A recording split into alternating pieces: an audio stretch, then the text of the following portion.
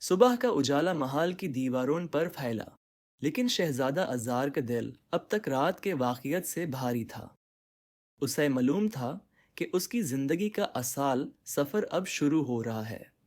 ازار نے اپنی تلوار کمار میں بند لی اور سفر کا لباس پہنا۔ جیسے ہی وہ محل کے دروازے سے باہر نکلا، اسے لگا جیسے ہوا بھی اسے کسی انجانے منزل کی طرف دھاکل رہی ہو۔ محل کے باہر ایک سافٹ گھوڑا اس کا منتظر تھا، وہی گھوڑا جو بچپن سے اس کا ساتھی تھا، جس کا نام صاحب تھا۔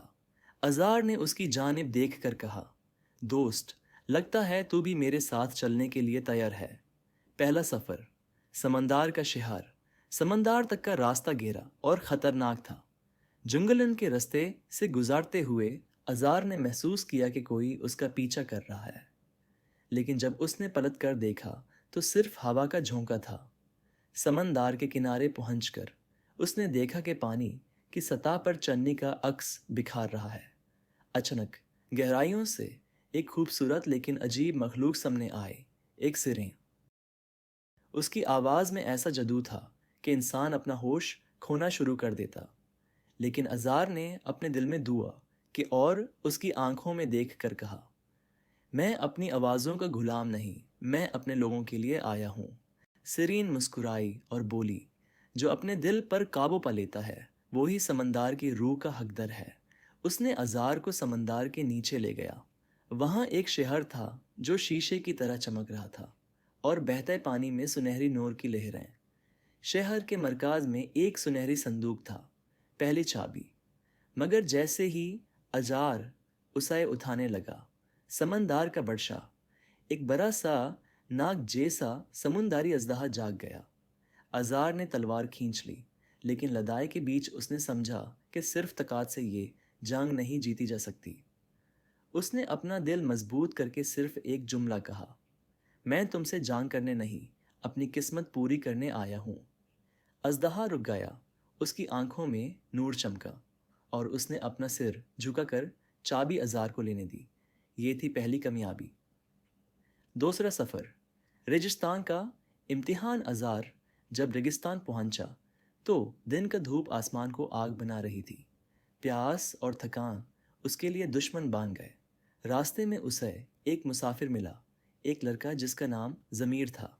اس نے کہا، شہزادے، میں بھی ریگستان کا راہی ہوں، اگر تم چاہو تو ہم مل کر سفر کریں۔ ازار نے اسے اپنا ساتھی بنا لیا، لیکن جن کی بات یاد آئی، ہر دوست وفادار نہیں ہوگا۔ راستے میں ضمیر نے بار بار ازار کو روکنے کی کوشش کی، کبھی پانی کے بہانے، کبھی غلط راستے دکھا کر، لیکن ازار کا دل کہہ رہا تھا کہ یہ ساتھی سچا نہیں۔ آخر ریگستان کے بیچ ایک پرانا قلعہ آیا جس میں ایک صدیوں سے قید عذاب تھا۔ ضمیر نے مسکرا کر کہا، چابی مجھے دو، میں تمہیں آزادی دلاؤں گا۔ لیکن اس کی آنکھوں کی سیاہی نے راز کھول دیا، وہ دشمن کا غلام تھا۔ ازار نے ہمت سے اسے روکا اور کہا، سچا دوست کبھی خیانت نہیں کرتا۔ اس وقت قلعے کا عذاب، ایک آگ کا جن جاگ گیا۔ اس نے ازار پر حملہ کیا، لیکن ازار نے اپنی تلوار اور دل کی ہمت سے اسے شکست دی۔